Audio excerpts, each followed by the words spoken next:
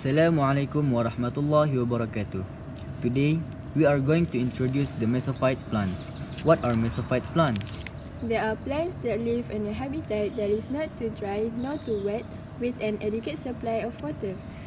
Examples of mesophytic habitat plants are mango trees, rubber trees, and hibiscus plants. Mesophytes prefer soil and air of moderate humidity and avoid soil with standing water or containing a great abundance of salt. Mesophytes commonly grow in sunny, open areas such as fields or meadows, or shady, forested areas. Mesophytic plants have no special adaptations for water or for extreme cold or heat. Without further ado, let's dive deeper into the Mesophytes world. The beautiful weather gives the impression of a good day. The greenery of the plants can be seen as wide as the eyes could see, from small trees growing until they are as big as the trees in the forest. To achieve that state, every plant will need to go through adaptation. Adaptation is the adjustment of an organism to the environment. All organisms adapt. Animals and plants have unique structures and shapes to adapt to the environment to ensure the survival of the species. For a plant, this adaptation can be observed in the shape of its leaves, roots, and stem to adjust itself to live in its habitat. One way scientists classify plants is by water regulation requirement. Some plants have evolved adaptations in terms of physical traits and strategies, allowing them to survive in extremely dry or wet conditions. Plants without adaptations are classified as mesophytes. Mesophytic plants are common terrestrials. It comprises the majority of terrestrial plants. Common terrestrial dryland plants are neither drought nor flood tolerant. They have developed no special adaptations to survive in either extremely moist or dry conditions. In fact, most mesophytes would not survive if placed in extreme conditions. Located near the equator, Malaysia's climate is categorized as equatorial, being hot and humid throughout the year. The average rainfall is 250 centimeters a year, and the average temperature is 27 Celsius. The climate of the peninsula and the east differ, as the climate of the peninsula is directly affected by wind from the mainland, as opposed to the more maritime weather of the east. Malaysia is exposed to the El Nino effect, which reduces rainfall in the dry season. Climate change is likely to have a significant effect on Malaysia, increasing sea levels and rainfalls, increasing flooding risks, and leading to large drought. Those are the reasons why Malaysia is rich in mesophyte plants, in which mesophytes prefer soil and air of moderate humidity and avoid soil with standing water or containing a great abundance of salt. They make up the largest ecological group of terrestrial plants and usually grow under moderate to hot and humid climatic regions. Mesophyte plants can be found in a variety of habitats, including shaded forest areas, sunny meadows, and fields. Mesophyte plants make up the majority of plants found in home gardens, parks, streets, and other open areas. Even Mesophyte plants may show some adaptations to conserve water, such as its characteristic, which is closable stomata, or to avoid damage caused by too much water. It doesn't have any specific adaptation, same as its habitat, as long they can get enough nutrient to grow. Usually, this type of plants can be found everywhere. Just like humans, plants also have their life processes. It helps plants to survive with the changes in the environment. There are many examples of life processes such as photosynthesis, respiration, and the formation of dew. Photosynthesis is the process which green plants and certain other organisms transform light energy into chemical energy.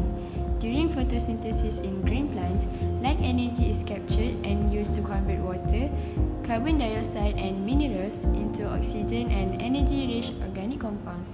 On the other hand, the process of respiration in plants involves the sugar produced during photosynthesis plus oxygen to produce energy for plant growth. In many ways, respiration is the opposite of photosynthesis. The other life process of plant is the formation of dew. Dew is water in the form of droplets that appears on thin and exposed objects in the morning or evening due to condensation. As the exposed surface cools by radiating its heat, atmospheric moisture condenses and it can evaporate, resulting in the formation of water droplets. Mesophyte plants usually consist of large, broad, and narrow leaves with varying shapes and size. In leaves, there is a part called stomata. Stomata are the tiny openings present on the epidermis of leaves. Stomata control the flow of gases in and out of leaves.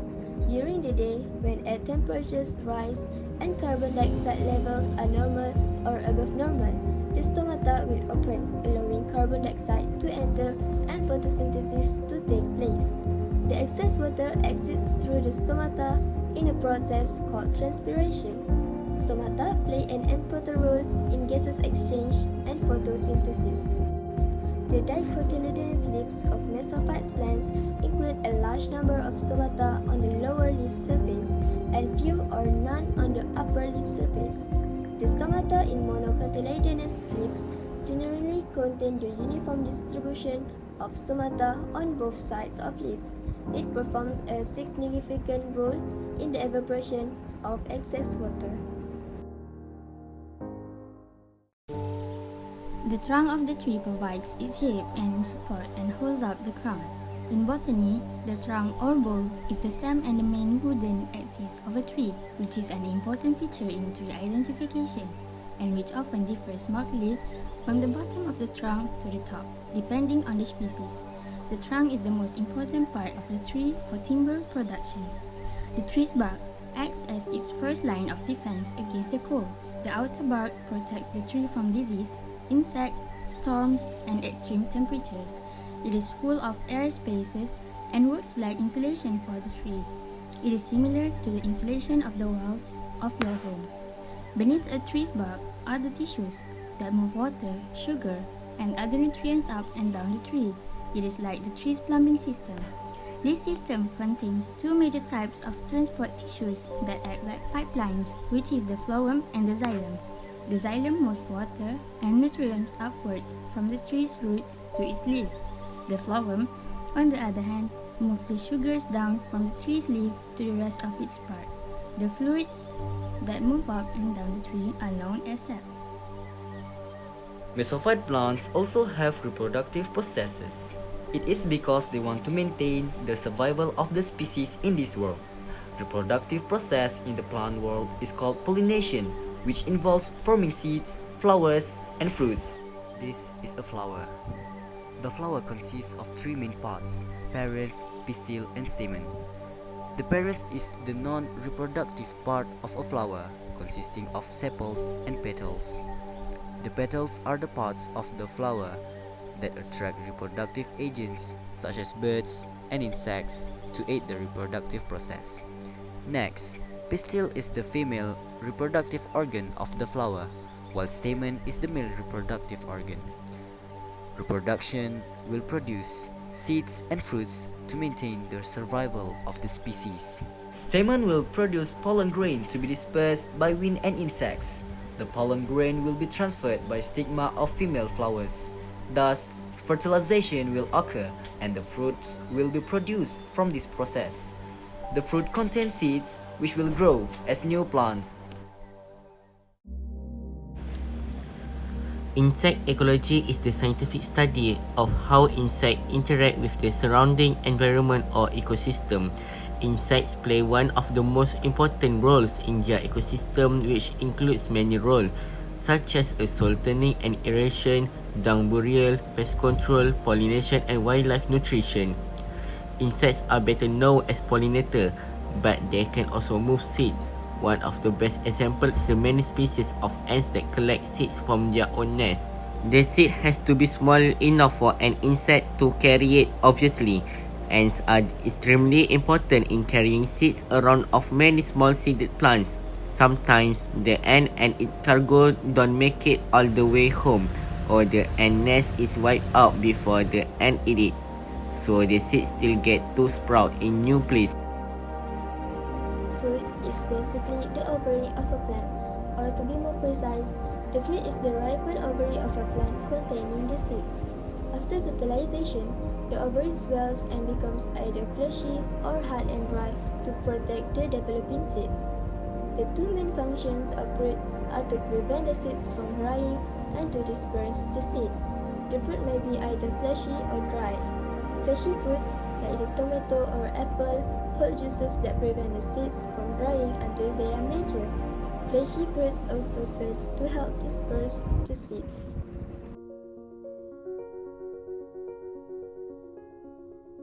أعوذ بالله من الشيطان الرجيم الذي جعل لكم الأرض مهدا وسلك لكم فيها سبلا وأنزل من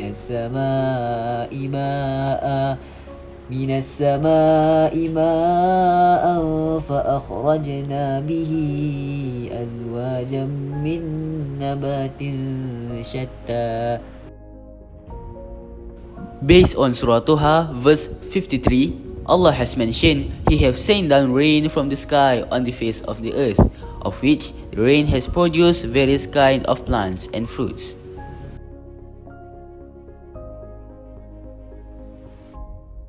Hi Dada Ayu, how about the Mesophyte plants importance to you? Okay, based on my opinion, the Mesophyte plant are also quite important in our surrounding because it will supply oxygen to our environment, okay, especially when we have more students in KGI, so that plant can provide fresh oxygen to us. As well as in the perspective of global, Mesophyte plant can help to reduce the global warming effect, right? And consequently, it also can help reduce the climate change effect. Thank you. Hi Shauki. So I would like to ask you a question. So in your opinion, what should we do to take care of our green nature? So in my opinion, we can apply 3 other elements in our life, which is to reduce, reuse, and recycle. And then we can conserve the water by reducing the usage of it and only use it for domestic use. And then we can involve ourselves in a planting trees program, and the government should enforce the law to prohibit the illegal logging activities. And we need to handle waste materials in the correct way, and avoid dumping it on the surrounding. And last but not least, the teacher should encourage students about the importance of nature during the education. Through the education, I think that's all. Okay. Thank you. That's all from us. Thank you. Bye. Mesophyte!